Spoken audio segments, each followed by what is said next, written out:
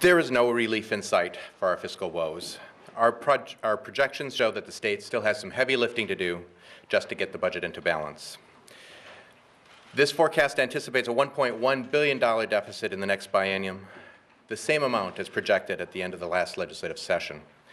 This deficit is the direct result of a continuing mismatch between state revenues and ongoing spending commitments. The state's forecast does anticipate new balances this year, which will be used to pay down some of the K-12 payment shifts based on current law. We will restore about $1.3 billion of those payment shifts, leaving about $1.1 billion still to be addressed. This forecast is not without risk. Most notably, despite all the skill and experience of our economists, forecasting congressional action remains beyond our reach.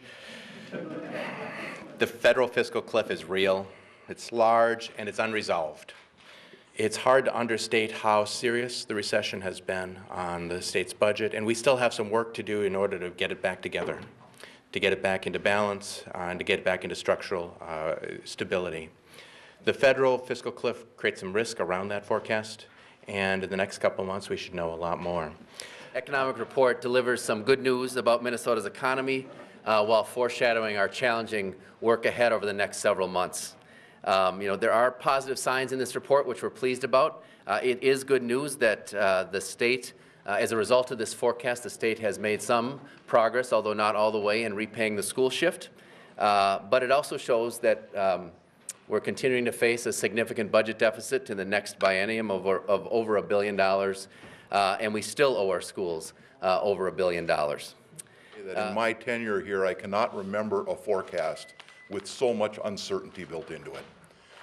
I mean, if you start to dig down into the revenue numbers, the amount of capital gains we may receive before the end of the year, which takes money away from next year, or we may not receive if there's a resolution in Washington, D.C., just add an incredible amount of uncertainty to these budget projections. So I'm generally pleased that we're making some headway in paying back the school shift. What continues to nag me some is we still have a fiscal crisis ahead of us in the next biennium with inflation, something just north of $2 billion to resolve. And I do hope that over the course of the winter and the spring, we're able to have that honest conversation with Minnesotans about resolving this constant fiscal crisis that we find ourselves in. We think that the budget forecast that we're looking at today is good news. It's good news for the people of Minnesota.